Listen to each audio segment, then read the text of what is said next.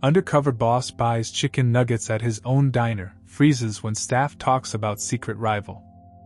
Frank, Wilder stared at his reflection in the truck stop bathroom mirror, barely recognizing himself.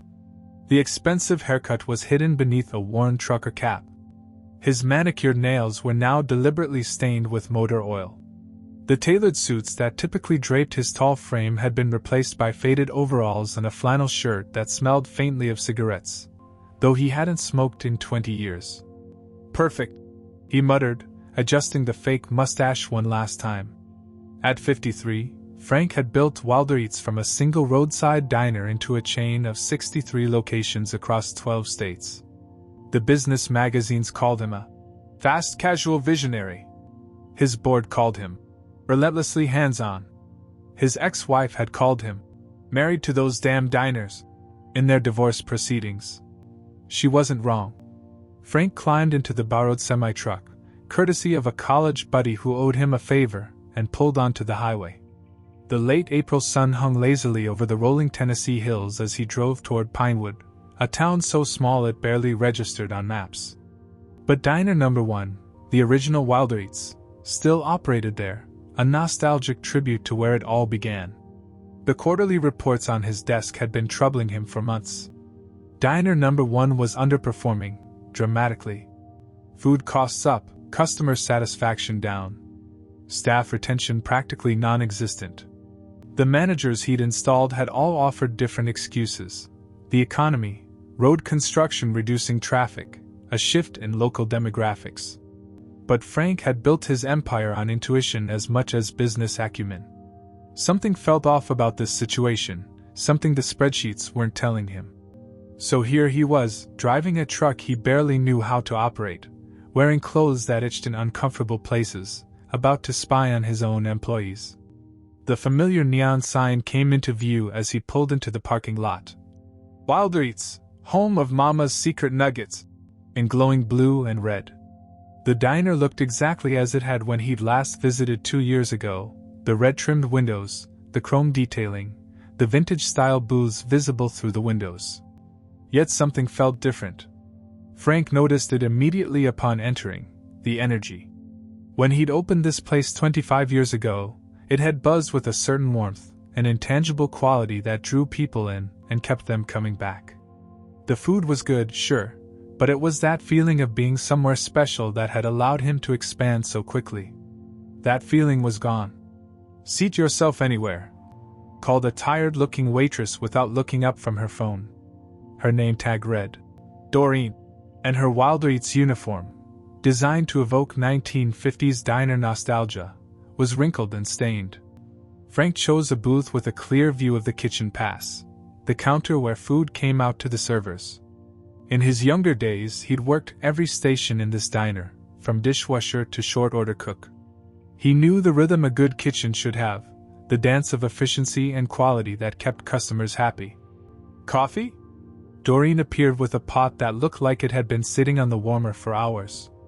"Please," Frank nodded, slipping into the persona he'd created. "Long haul from Memphis. Need all the caffeine I can get. Menu's there." She pointed, already turning away. "Special's the pot roast, but we're out." Frank opened the laminated menu he knew by heart. Every item represented thousands of hours of testing, cost analysis, and customer feedback. He'd personally developed most of the recipes in the early days, adapting his grandmother's home cooking for commercial kitchens. The chicken nuggets, though, those were special. His mother's recipe, handed down through generations. Brined in buttermilk, coated in a secret blend of 11 spices, fried to golden perfection. They'd been the foundation of his success, the item that put Wilder Eats on the map. "What can I getcha?" Doreen returned, order pad in hand. "The original nugget platter," Frank said. "With the honey mustard sauce. Fries or slaw?" "Both," Frank said. "In the old days, you always got both unless you specified otherwise." Another change, another corner cut. As Doreen walked away, Frank surveyed the diner more carefully. 3 tables with families. A couple of solo diners. An elderly couple sharing pie. About a third full, Not terrible for 2 p.m. on a Tuesday, but not great either. The decor had seen better days. The vintage photos he'd personally selected, his grandmother's farm, his parents' first restaurant in Kentucky, his own high school graduation, were faded and dusty. The red vinyl booths showed patches of duct tape. The chrome fixtures had lost their shine. This was his legacy, his beginning, and it was dying a slow death. "Order up!" A voice from the kitchen broke his reverie.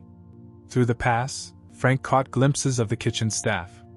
A heavy-set man with tattoos covering his arms worked the fryer station with practiced efficiency. An older woman called orders and managed the grill. And then, something that made Frank lean forward. A young woman, maybe early 20s, working with a precision and focus that stood out. While the others moved with the resigned pace of people just earning a paycheck, she had the intensity of someone with purpose. Her movements were economical, her station immaculate. Even from a distance, Frank could tell she took pride in her work. Doreen returned with his platter, setting it down carelessly enough that some fries spilled onto the table. "Enjoy," she said flatly, already walking away to another table. Frank stared down at the food, a knot forming in his stomach. The nuggets were too dark, almost burnt. The fries looked pale and limp. Even the presentation, once a point of pride for Wilder Eats, was sloppy and careless. He took a tentative bite of a nugget and nearly spit it out. The chicken was dry and tough. The coating, once crispy and flavorful, was greasy and bland.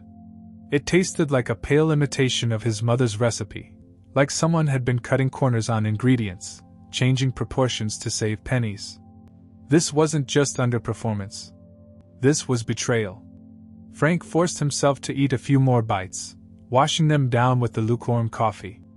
As a businessman, he needed to assess the full customer experience. As the founder, each disappointing bite felt like a personal affront.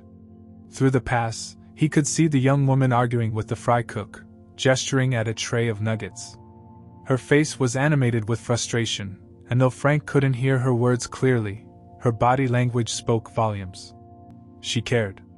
In a kitchen full of people going through the motions, she actually cared. Frank leaned closer, straining to catch snippets of conversation. The lunch rush was winding down, and the kitchen's pace had slowed enough that voices occasionally carried into the dining room. "Told you they're overcooked," the young woman was saying, her voice carrying a hint of southern accent. "The recipe calls for exactly." "Recipe, schmecipe," the fry cook interrupted. "Been doing this for 12 years, girl. Nobody complains. Nobody complains because nobody comes back." She shot back, and Frank felt a surge of validation. She got it. As he watched, the young woman, Ellie, someone called her, began preparing another batch of nuggets herself. Her movements were confident and practiced, almost reverent. She handled the ingredients the way his mother had, with respect for the process. Frank found himself rooted to his seat, coffee growing colder, fries untouched, as he watched Ellie work. There was something about her that seemed oddly familiar, the determined set of her jaw, perhaps, or the way she tucked a strand of hair behind her ear with her wrist to keep her hands clean. "Want a refill?" Doreen appeared again, startling him. "Sure," Frank said, still distracted. "Hey, who's that young woman working the grill? She seems to know what she's doing." Doreen glanced toward the kitchen. "Ellie? Yeah, she's something else. Too good for this place, if you asked me.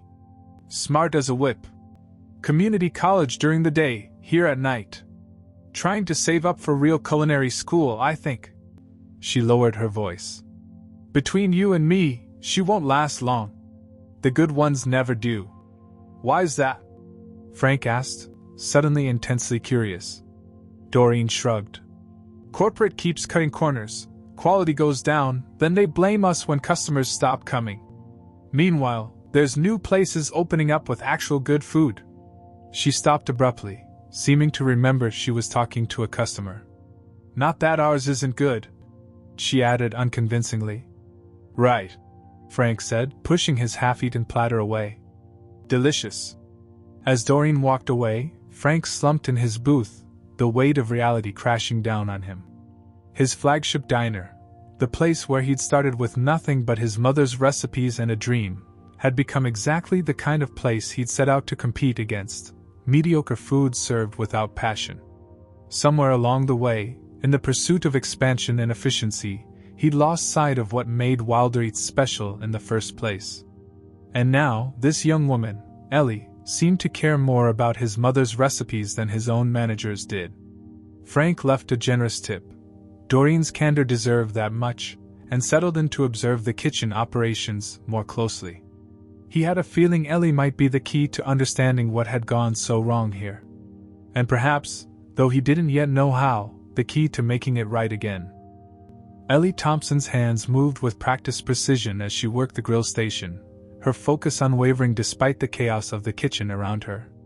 Sweat beaded on her forehead, dampening strands of chestnut hair that had escaped her hairnet.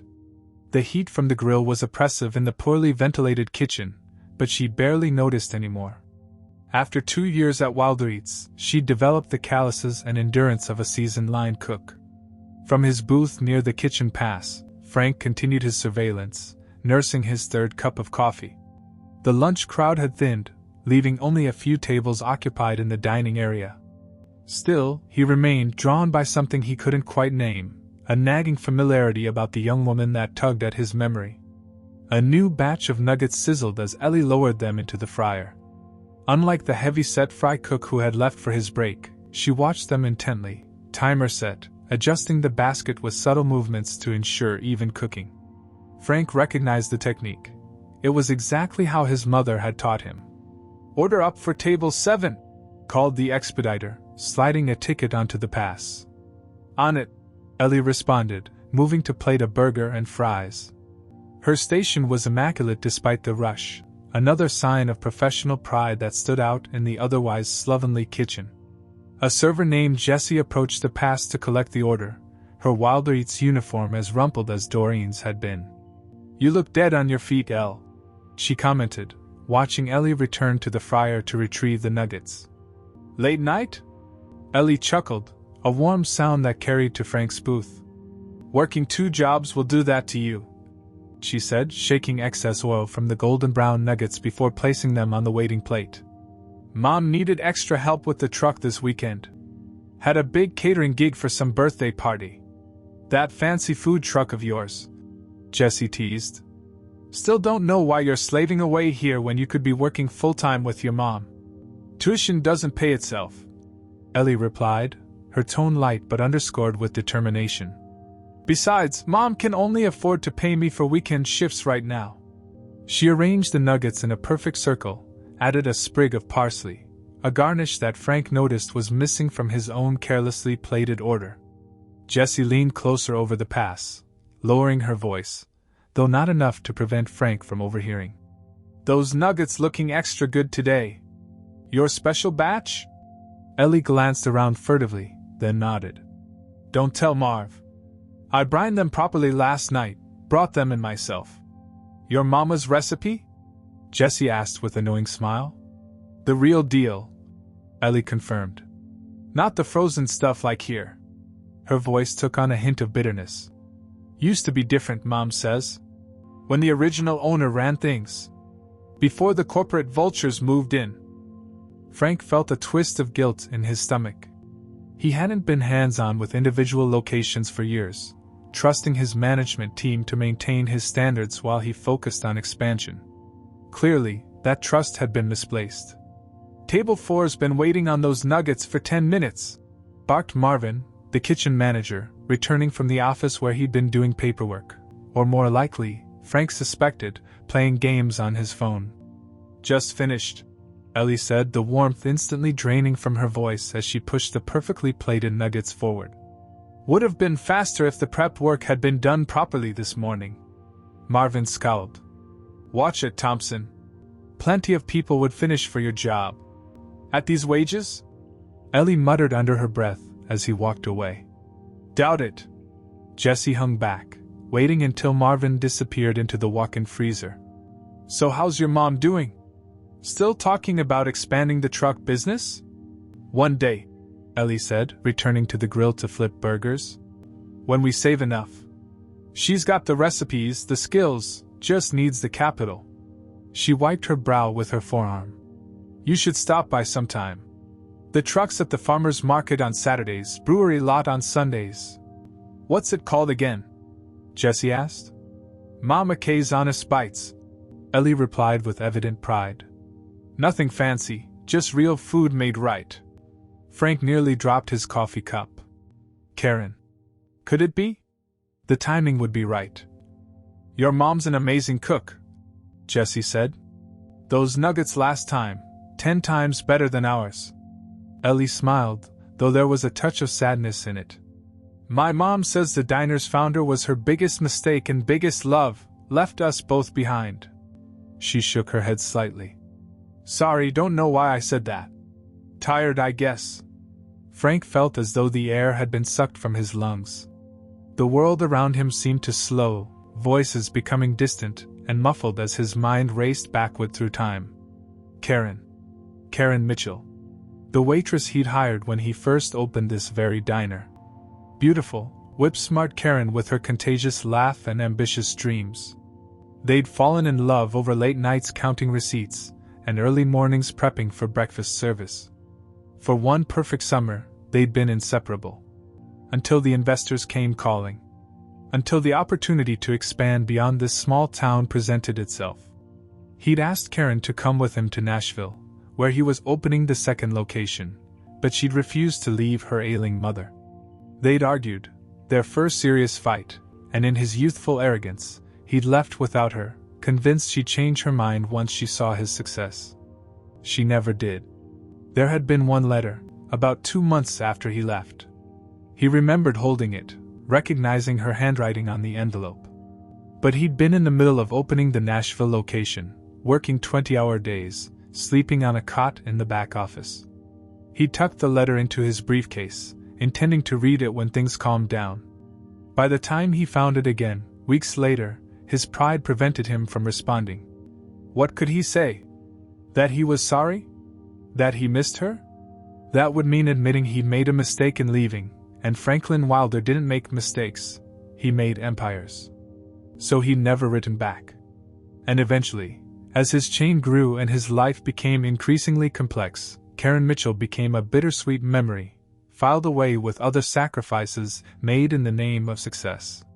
But now, watching Ellie, noting the determined set of her jaw, the way she tucked her hair behind her ear, the precision of her movements, realization dawned with terrifying clarity. The letter. Karen had been telling him she was pregnant. Ellie looked to be in her early 20s. The math added up. The timing fit. And that familiar something he'd been unable to place, it was himself he recognized in her. The way she frowned in concentration, the efficient economy of her movements. Even the way she'd stood up to Marvin reminded him of his younger self. You okay, sir? Doreen appeared beside his booth, eyeing him with mild concern. You look like you've seen a ghost. Frank blinked, realizing he'd been staring openly at the kitchen pass. Fine, he managed. Just thinking. Can I get you anything else? You've been here a while. Actually, Frank said, his voice sounding strange to his own ears. Tell me about that cook, Ellie. She seems to care more than most around here. Doreen followed his gaze to where Ellie was now carefully cleaning her station during a lull.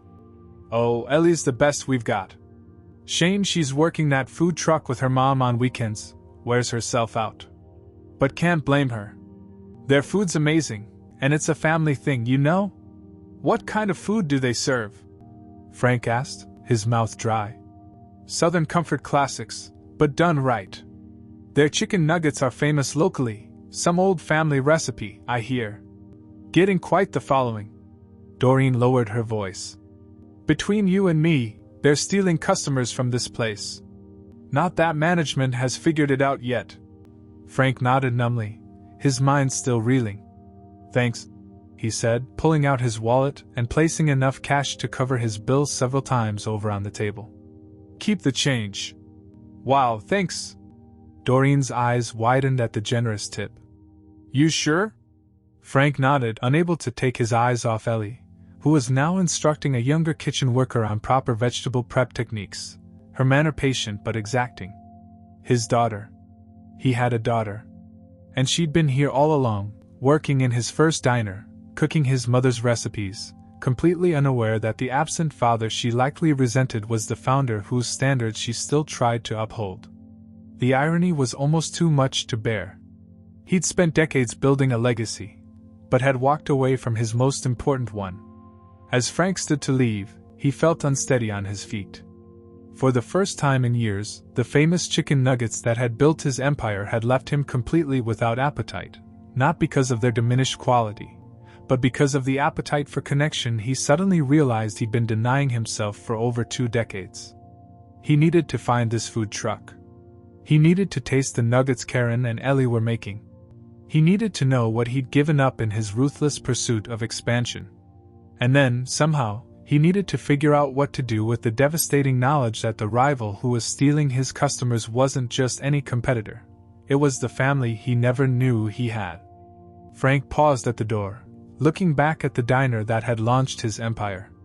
Through the pass, he could see Ellie breaking down a chicken with expert precision, her focus absolute, unaware that her father was watching her with a heart full of 20 years of unasked questions and unspoken apologies.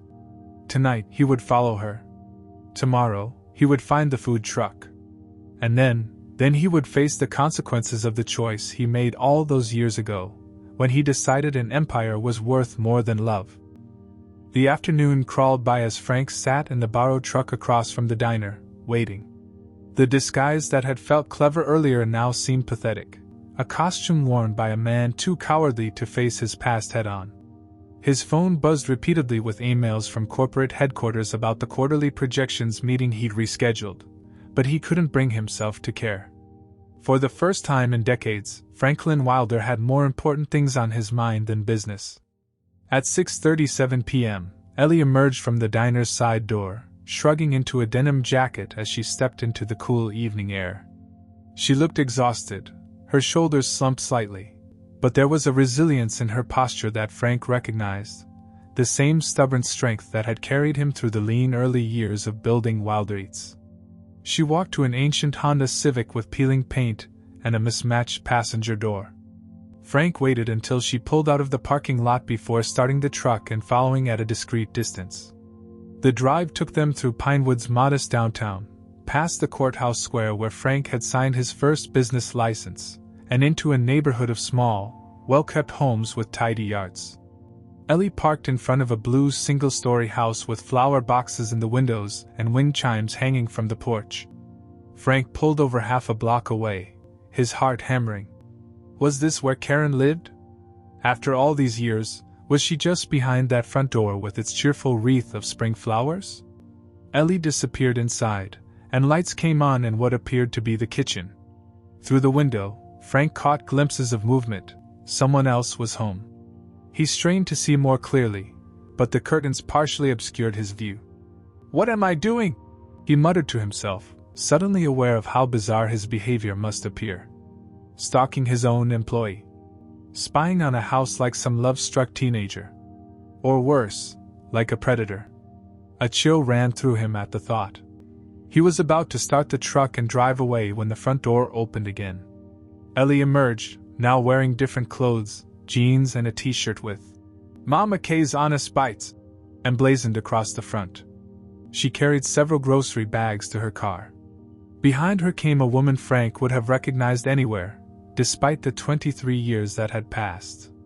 Karen Mitchell's blonde hair now held streaks of silver, and lines creased the corners of her eyes, but her confident stride and the way she gestured animatedly as she spoke were exactly as he remembered. Frank slumped lower in his seat, an irrational fear gripping him that she might somehow sense his presence. Through his open window, he caught fragments of their conversation. "Freezer's acting up again," Karen was saying. "If we lose another batch of prep, I'll take a look after we load up," Ellie replied. "Probably just the thermostat again. My little engineer." Karen smiled, the pride in her voice carrying clearly through the evening air. "Don't know what I'd do without you." The simple domestic scene, mother and daughter heading out for their second job together, hit Frank with unexpected force. While he'd been building an empire, They'd been building a life. A family. Without him. He watched as they finished loading the car, then followed as they drove to an industrial area on the outskirts of town. Behind a craft brewery stood a food truck painted vibrant blue with Mama K's Honest Bites written in flowing script across the side. A cartoon chicken wearing a crown adorned the back doors. Karen and Ellie began the practice routine of setting up for service, extending the awning, arranging a few tables and chairs in front of the truck, firing up equipment inside. Frank parked some distance away, watching through the truck's side mirror as a small line began to form even before they officially opened. He waited until there were several customers in line before approaching, tugging his cap lower over his eyes. The aroma emanating from the truck was hauntingly familiar, the distinctive blend of spices his mother had used, the one he'd shared with Karen during those late nights experimenting in the original diner's kitchen. "Next!" Karen called, and suddenly Frank was face to face with the woman he'd walked away from more than 2 decades ago. Her smile was professional, warm but impersonal. She didn't recognize him through his disguise. "What can I get you?" she asked. Frank cleared his throat, momentarily speechless. Up close, he could see the fine lines around her eyes, the slight weariness beneath her professional demeanor. Still beautiful. Still Karen. "The nuggets," he managed. "I've heard they're good." Pride flickered across her face. "Best in 3 counties," she said with a confidence that reminded him of their early courtship. "Full order or half?" "Full," Frank said. "And all the sauces." "Ambitious," she commented with a slight smile. "That'll be $14.50. He handed over a 20, telling her to keep the change. As he moved to the pickup window, he could see Ellie working inside the truck, her movements fluid and efficient as she operated the fryer. "Mom, we're running low on the honey mustard," she called over her shoulder. "There's more in the blue cooler," Karen replied, taking another customer's order. Frank waited, heart pounding, as Ellie prepared his food. Up close, the resemblance between them was even more striking. They had the same hands, the same way of furrowing their brow in concentration. "Order for the trucker," Ellie called, sliding a paper basket through the window. Frank took it with a mumbled thanks and retreated to one of the tables. The nuggets were golden brown perfection, exactly as they should be. He selected one, examining it closely, the size, the color, the specks of herbs visible in the coating, before taking a bite. The world seemed to stop. These weren't just similar to his mother's recipe. They were identical. The exact proportions of buttermilk and hot sauce in the brine. The precise blend of 11 spices, including the smoked paprika that was his mother's secret ingredient. The double dredging technique that created the distinctive texture. It was like being transported back to his childhood kitchen, watching his mother cook Sunday dinner while explaining each step with reverent precision. The recipe she'd sworn him to secrecy about, the one he'd only ever shared with Karen during that magical summer when they dreamed of building something together. And they had built something, just not together. Karen had taken the recipe he'd shared in love and created this. A humble food truck with a loyal following. A livelihood for herself, and the daughter he'd never known. While he'd been focused on expansion, on franchising, on quarterly earnings reports and shareholder value, Karen had stayed true to the original vision: quality food made with care and integrity. No wonder their nuggets were better than his diners. They were what his nuggets used to be, before cost-cutting and corporate efficiency took precedence over his mother's legacy. Frank ate slowly, savoring each bite with a complex mixture of emotions. Pride in what Karen and Ellie had accomplished. Shame at his own moral compromises. Grief for the years lost, the relationship with his daughter he never had. Through the service window, he watched them work together with the easy synchronicity of people who had spent countless hours side by side. Karen handling the orders, chatting with regulars. Ellie managing the cooking with focused precision, occasionally breaking into a smile at something her mother said. They were a team. A family. And he was just another customer, a stranger in disguise, watching from the outside. As the evening progressed, Frank remained at his table, ordering additional items from the menu, each one a fresh revelation. The collard greens were his grandmother's recipe. The corn fritters, his aunt's specialty. The peach cobbler, his father's Sunday best. Karen had preserved his family's culinary heritage more faithfully than his own restaurant chain had. The realization was both beautiful and devastating. When the crowd thinned, he watched Ellie step outside for a break, wiping her brow as she gulped fresh air. She noticed him still sitting there and approached with the natural friendliness of someone raised in customer service. "Enjoying everything?" she asked. Frank nodded, not trusting his voice. Up close, he could see Karen's smile in her, but her eyes, those were unmistakably his own, looking back at him without recognition. "First time at Mama Kay's?" she asked, making casual conversation. "Yes," he managed. "It's exceptional." "Thanks," she said with genuine pride. "Family recipes, most of them. Been in the works for generations." "Your mother's family?" Frank asked, unable to help himself. A shadow crossed Ellie's face. Some from other sources." She glanced back at the truck, then added in a lower voice. "My dad's family, technically. Though he's not in the picture." The direct acknowledgement of his absence hit Frank like a physical blow. "I'm sorry," he said, the words painfully inadequate. Ellie shrugged, a practiced casualness that didn't quite reach her eyes. "Ancient history. Mom did fine on her own." She managed to smile. "Anyway, glad you're enjoying the food. That's what matters, right?" Before Frank could respond, Karen's voice called from the truck. "Ellie! Need you for the last rush." "Duty calls," Ellie said, already turning away. "Have a good night." "Wait," Frank said impulsively. "The nuggets, they're the best I've ever had." Ellie's smile turned genuine. "That's what we aim for. Not like those frozen things they serve at Wilder Eats now." She lowered her voice conspiratorially. "Between you and me, I work there too, different story altogether. Don't tell my mom I told you, but the original recipe actually came from the founder there. Before they started cutting corners." Frank felt lightheaded. "The founder?" "Yeah, a guy named Wilder. Started the chain right here in Pinewood, back when Mom was young. She won't talk much about him, but..." Ellie trailed off, seeming to realize she was saying too much to a stranger. "Anyway, enjoy your food." She hurried back to the truck, leaving Frank frozen in place, the weight of her casual words crushing him. His name spoken without recognition. His existence acknowledged only as an absence. His legacy reduced to the guy who started the chain. Is that all he was to them? A footnote in their story? No, he realized with sudden clarity. He was the villain. The man who had abandoned a pregnant Karen. The absent father Ellie had grown up without. The corporate sellout who had betrayed his own mother's recipes for profit. Frank rose on unsteady legs, deposited his trash in a nearby bin, and walked back to his borrowed truck. His hands shook as he gripped the steering wheel, not starting the engine, just sitting in the gathering darkness as customers came and went from the food truck that embodied everything his own business had lost. For the first time in his adult life, Franklin Wilder had no plan, no strategy, no clear path forward. The empire he built suddenly seemed hollow, its success tainted by the knowledge of what, and who, he'd sacrificed to achieve it.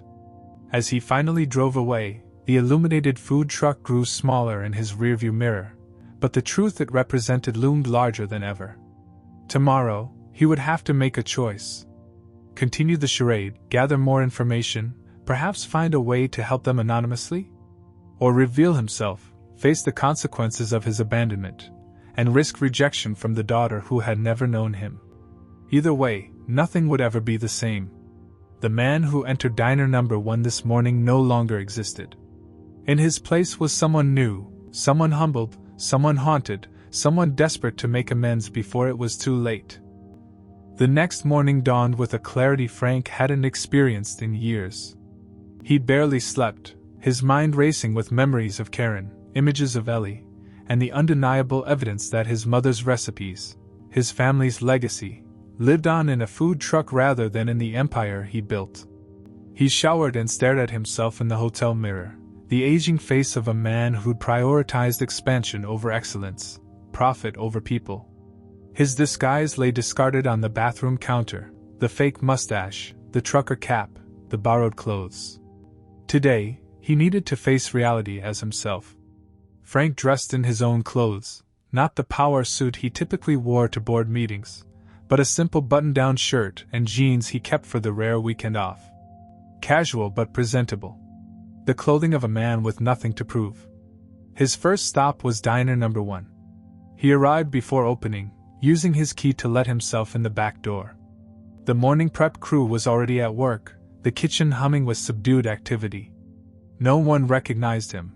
Most had never met the CEO in person, but his confident stride through the kitchen raised a few eyebrows. "Sir, this area is for employees only." Marvin, the kitchen manager, approached with an officious frown. Frank turned, fixing him with a steady gaze. "I know." Something in his tone made Marvin falter. "Are you from corporate?" "You could say that." Frank extended his hand. "Franklin Wilder. I founded this company." The kitchen fell silent. Utensils paused mid-chop. The radio, which had been playing softly in the background, suddenly seemed deafening. "Mr. Wilder," Marvin stammered, his face draining of color. "We weren't expecting. No one said. I mean, it's an honor, sir." "Is Ellie Thompson working today?" Frank asked, ignoring the manager's discomfort. Marvin blinked rapidly. "Ellie? No, sir. She's on the evening shift. Starts at 2. Frank nodded, glancing around the kitchen with a critical eye. The corner cutting was even more evident in the harsh morning light. Cheaper ingredients lined the prep stations, frozen pre-portioned meat instead of fresh, industrial-sized containers of generic spices that bore little resemblance to his mother's carefully sourced blends. "Who's in charge of ordering supplies for this location?" he asked, picking up a package of frozen chicken pieces. "That would be Regional Manager Davis," Marvin said. "He sets the budgets based on corporate guidelines." "And when was the last time anyone from corporate actually tasted the food being served here?" The question hung in the air, met with uncomfortable silence. "That's what I thought," Frank said quietly. He set down the frozen chicken and turned to address the entire kitchen staff. "I'll be making some changes. Starting today." He spent the next 3 hours going through every aspect of the kitchen operations, examining inventory, reviewing procedures, observing food preparation.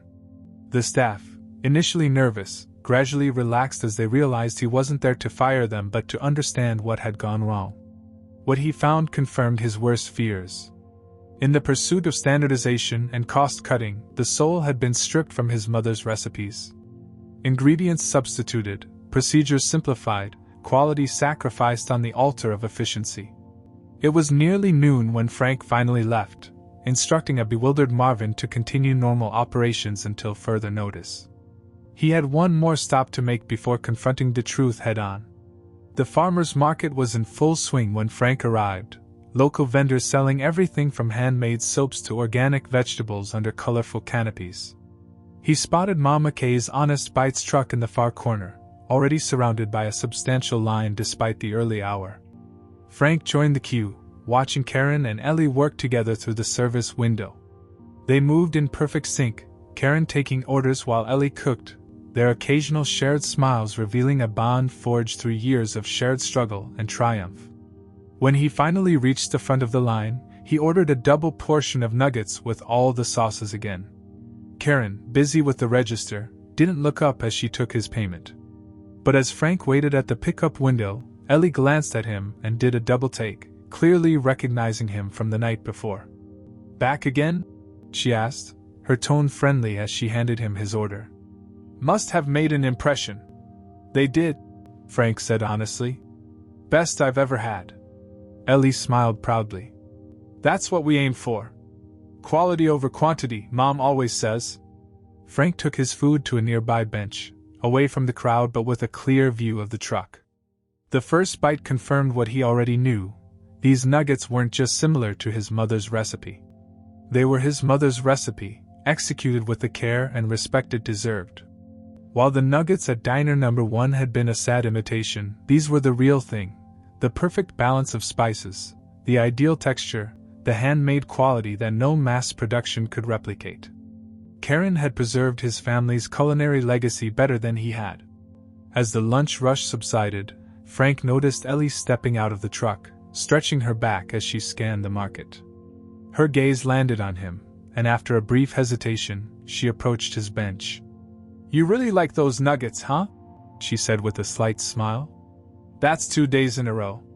Frank nodded, his throat tight with emotion. "They remind me of home," he said truthfully. Ellie tilted her head, studying him with curious eyes, his eyes, he realized with a pang. "Where's home for you? Originally?" "Not far from here." Frank gestured vaguely. "My mother used to make nuggets like these." "No kidding?" Ellie seemed genuinely interested. "Not many people do the buttermilk brine anymore. Too much work for most. But worth it," Frank said. "That's what Mom always says." Ellie glanced back at the truck. "Actually, it's funny, you don't look like a trucker today." Frank felt his careful composure begin to crack. The weight of deception, of 23 years of absence, suddenly felt unbearable. "I'm not," he admitted quietly. "That was a disguise." Ellie's expression shifted from friendly to cautious. "A disguise? Why would you?" "Ellie!" Karen's voice called from the truck. "Need your help with the next batch." Ellie gave Frank a last, puzzled look before hurrying back to work. He watched her go, recognizing his own decisive stride in her movements. Frank remained on the bench long after finishing his meal, observing the easy camaraderie between mother and daughter as they served the steady stream of customers. He saw how Karen's eyes crinkled when she laughed at something Ellie said, how Ellie unconsciously mirrored her mother's gestures. They had built something beautiful together, not just a successful food truck, but a partnership rooted in mutual respect and shared passion. And he had missed all of it. As the market began to wind down in the late afternoon, Frank made his decision. No more hiding. No more pretending. Tomorrow, he would return to diner number 1 not as a disguised observer but as the founder and CEO. He would talk to Ellie, not as a stranger but as the father who had left before she was born. Whether she, or Karen, would forgive him remained to be seen. But after tasting the nuggets that carried his family's legacy, he knew he had to try. Some recipes weren't meant to be changed. Some connections couldn't be severed, even by decades of absence. Frank stood, disposing of his trash in a nearby bin. As he walked away, he cast one last look at the food truck that embodied everything his restaurant chain had lost: quality, integrity, family. Tomorrow, he would face the consequences of his choices and, perhaps, begin to make amends. The nuggets had brought him home. Now he needed to find out if there was still a place for him at the table. The next morning, Franklin Wilder arrived at diner number 1 an hour before Ellie's shift was scheduled to begin. He dressed with deliberate care, a tailored suit that spoke of his success but with subtle touches that harkened back to his early days. His father's vintage cufflinks, the worn leather belt he'd worn when he first opened this very diner. Word of the founder's unexpected visit had spread quickly among the staff. The atmosphere in the restaurant was electric with nervous energy as Frank installed himself in the manager's office, reviewing paperwork and making calls. He'd spent the night drafting a comprehensive plan to revitalize diner number 1, starting with a return to the original recipes and quality standards. But business wasn't why he was here today. The spreadsheets open on the desk before him were merely a distraction, something to occupy his hands and mind while he waited for the moment that would define the rest of his life. At precisely 1:45 p.m., Marvin knocked tentatively on the office door. "Mr. Wilder? Ellie Thompson just clocked in." Frank took a deep breath, steadying himself. "Send her in, please." Moments later, Ellie appeared in the doorway, her expression a mixture of confusion and apprehension. She was already in her Wilder Eats uniform, hairnet in hand, clearly caught off guard by the summons before her shift had even begun. "You wanted to see me, sir?" Her voice was professional but cautious. Frank gestured to the chair across from the desk. "Please sit down." Ellie perched on the edge of the seat, her posture tense. Am I in trouble? If this is about the special batches of nuggets, You're not in trouble, Frank interrupted gently. Quite the opposite, actually. Your dedication to quality is exactly what this company was founded on. Relief flickered across her face, quickly replaced by wariness. Then why am I here, Mr. Wilder? I'm supposed to be on the line in 10 minutes. Frank studied her face, the determined set of her jaw, the intelligent eyes that were so like his own, the faint worry line between her brows that reminded him painfully of Karen. I'm curious about something, he said carefully. Your mother's food truck. Mama K's Honest Bites. The recipes you use there, particularly for the nuggets. They're remarkably similar to the original Wilder Eats recipes. Ellie stiffened, a defensive flash in her eyes. If you're implying my mother stole. I'm not, Frank assured her quickly. I know exactly where those recipes came from. He paused, searching for the right words, the speech he'd rehearsed all night suddenly inadequate in the face of her direct gaze. Your mother, he said finally. Her name is Karen Mitchell? Ellie's wariness deepened into suspicion. How do you know that? I knew her once, Frank said softly. A long time ago. The words hung in the air between them, heavy with unspoken meaning. Ellie's expression shifted slowly as understanding dawned, confusion giving way to disbelief, then shock. You're him, she whispered. The founder she worked for when this place first opened. The one who left. Frank nodded, unable to speak past the tightness in his throat. Ellie's hands gripped the arms of her chair, knuckles whitening. Did you know about me? The question was barely audible, but it struck Frank like a physical blow.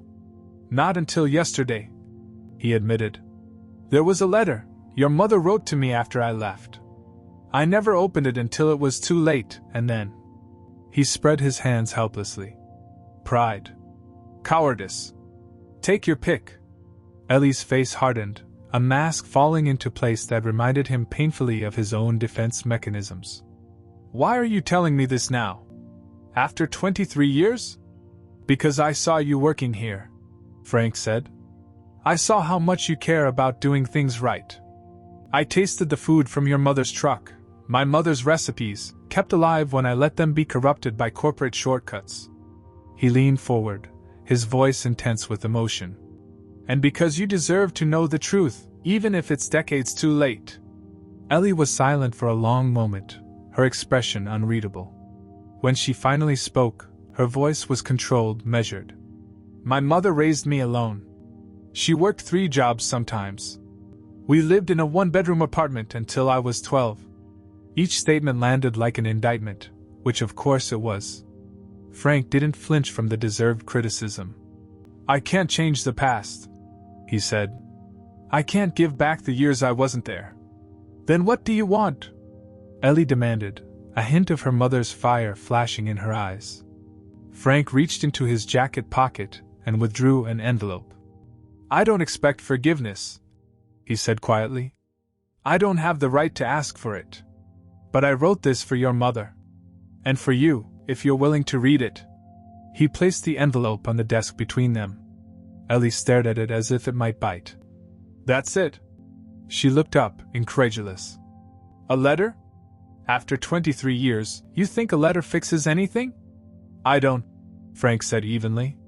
Nothing fixes the past. The letter is just a beginning. If you want it to be.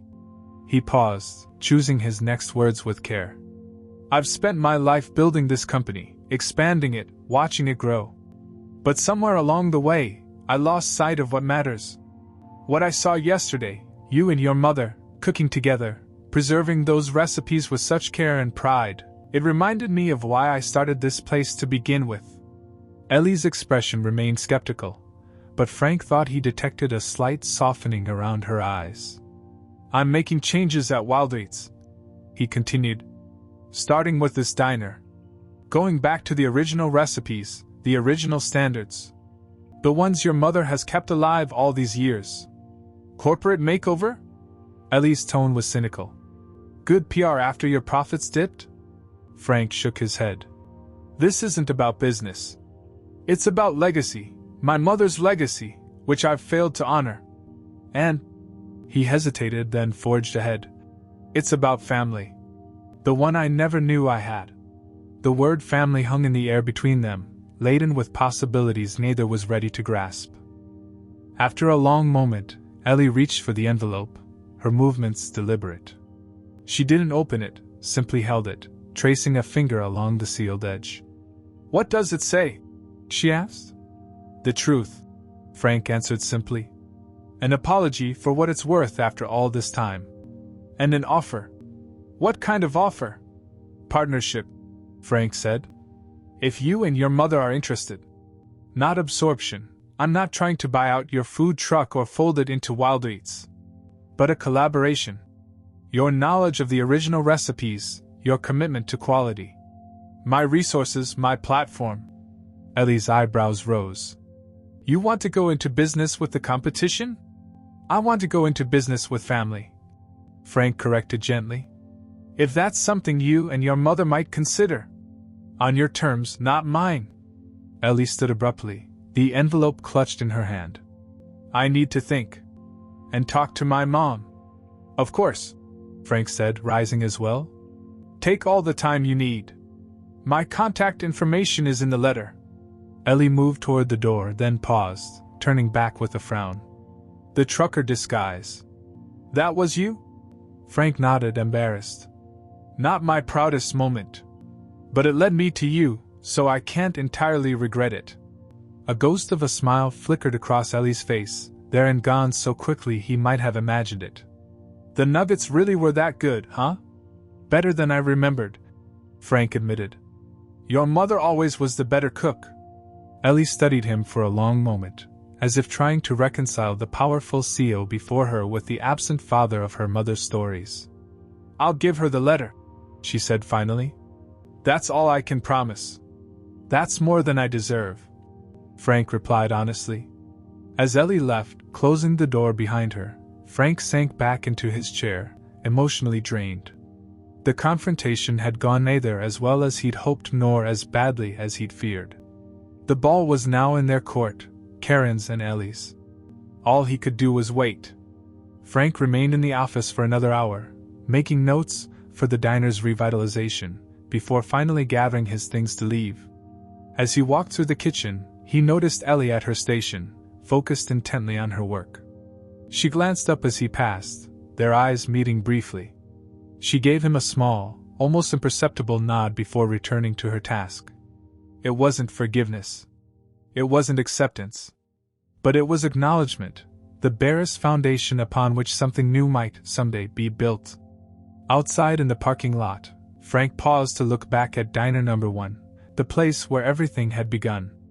Yesterday, he'd seen it through the eyes of a disappointed founder, noting every corner cut, every standard compromised.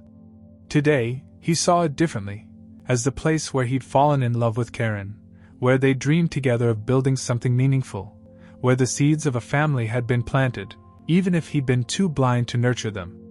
He would rebuild this diner, restore it to what it should have been all along.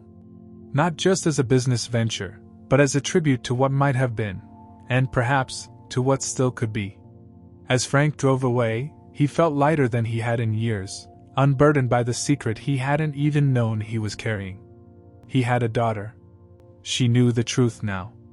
And somewhere in this small town, Karen was about to read his letter, the words he should have written 23 years ago. He had no right to expect forgiveness. No claim on the family he'd unknowingly abandoned. But for the first time in decades, Franklin Wilder allowed himself to hope for something more valuable than any business empire, a second chance. 7 days passed with no word from either Ellie or Karen. Frank threw himself into the renovation of Diner Number 1, personally overseeing the return to original recipes and quality standards. The staff, initially wary of the founder's hands-on approach, gradually responded to his passion and commitment. Even Marvin had shown surprising adaptability, especially after Frank discovered the manager had been cutting corners under pressure from regional directors rather than by personal choice. Frank had taken a room at the local inn, extending his stay indefinitely. His corporate office in Nashville was in an uproar over his unexplained absence, but for once in his life, Franklin Wilder had priorities that superseded business concerns. Each evening, he drove past Mama Kay's Honest Bites' usual locations, the farmer's market, the brewery lot, the Thursday night spot near the community college. The food truck was consistently present, lines as long as ever, but Frank kept his distance. The ball was in their court now. Pushing would only make things worse.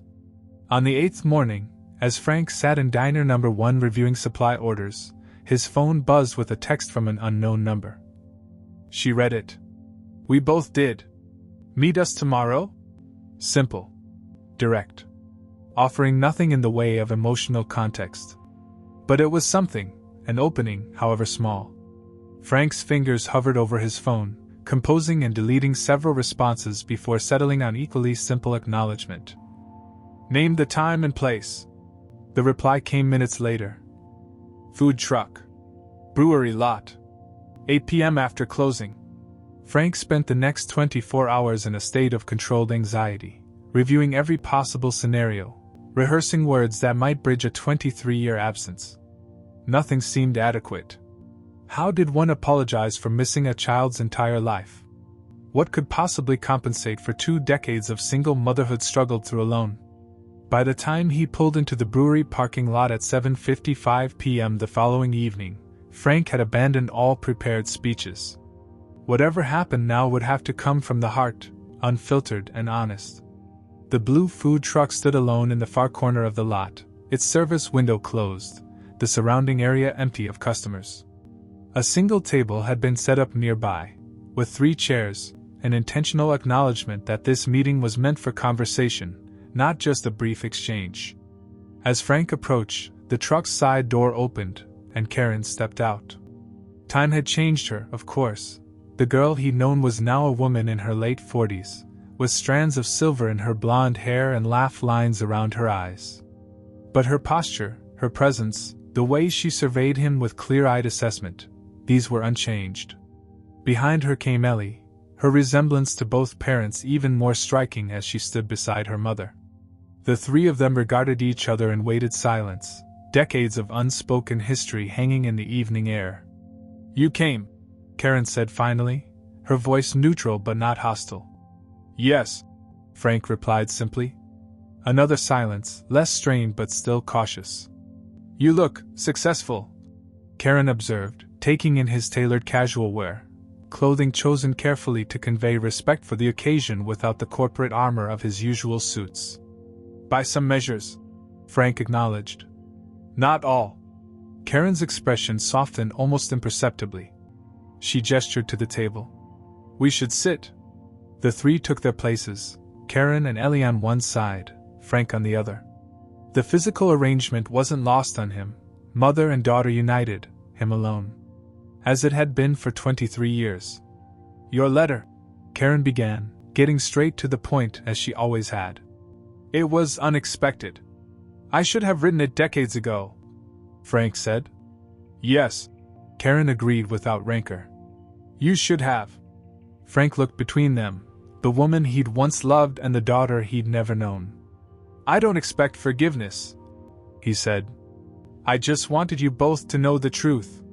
That I didn't know about Ellie. That if I had..." He trailed off, unwilling to make claims about what he might have done in a past that couldn't be changed. "Would it have made a difference?" Karen asked, the question blunt but not unkind. "You were building an empire, Frank. We both know a pregnant girlfriend and a baby didn't fit into that plan." The accusation stung precisely because it contained a kernel of truth. The ambitious young man he'd been, so focused on expansion and success, would he truly have changed course for family? Frank couldn't honestly say. "I'd like to think it would have," he said carefully. "But I was different then. Driven. Selfish. And now?" Ellie spoke for the first time, her gaze direct and challenging. Frank considered the question, giving it the serious reflection it deserved. "Now I understand what matters," he said finally. "Now I've seen what I miss, not just with you, but with the business too. The quality. The integrity. The personal connection. He gestured toward the food truck. Everything you've preserved that I let slip away. A server from the brewery approached their table, setting down a basket covered with a checkered cloth. The aroma wafting from beneath the covering was unmistakable, fresh chicken nuggets. "We thought you might be hungry," Karen said, a hint of her old wry humor surfacing. As the server retreated, Karen pulled back the cloth to reveal a heaping basket of golden brown nuggets, steam still rising from them. Beside the basket sat 3 small ramekins of sauce, honey mustard, spicy barbecue, and the special, house sauce, that had been his grandmother's recipe. "Still your recipe," Karen said, pushing the basket toward the center of the table.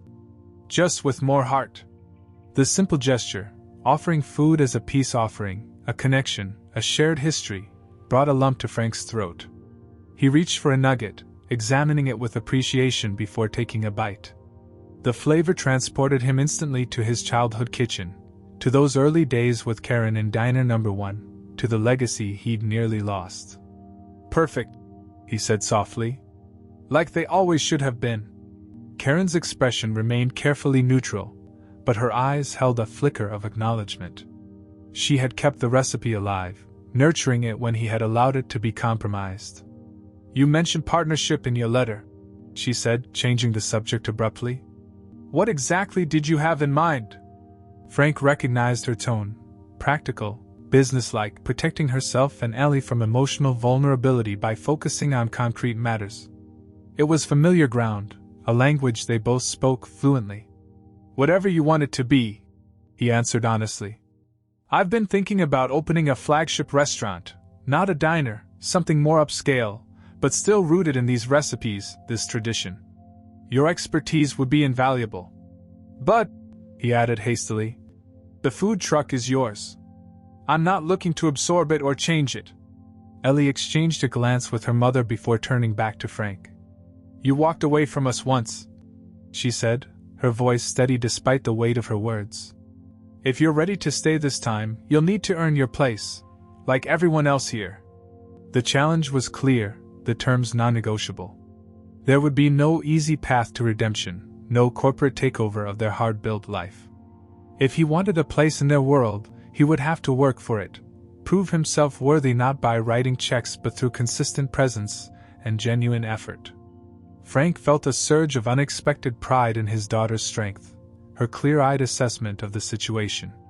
Karen had raised her well, better, perhaps, than he would have. "Then I'll start on the fryer," he said with a small smile, echoing her terms without hesitation. Ellie's serious expression cracked slightly, a reluctant half-smile emerging. "The fryer's the easy part." "I remember," Frank acknowledged, thinking back to his own early days in food service. "It's everything else that's hard." Karen had been watching their exchange silently, her gaze moving between them with complex emotions playing across her face. Now she spoke, her voice softer than before. "Why now, Frank? After all these years, why come back now?"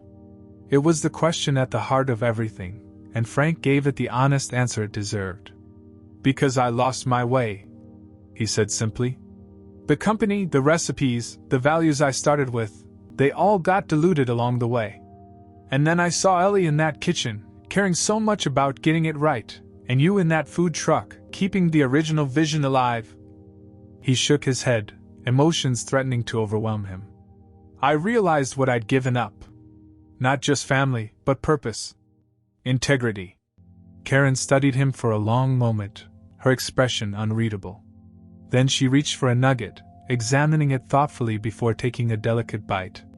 "These were always better when we made them together," she said quietly, the words an olive branch, small but significant.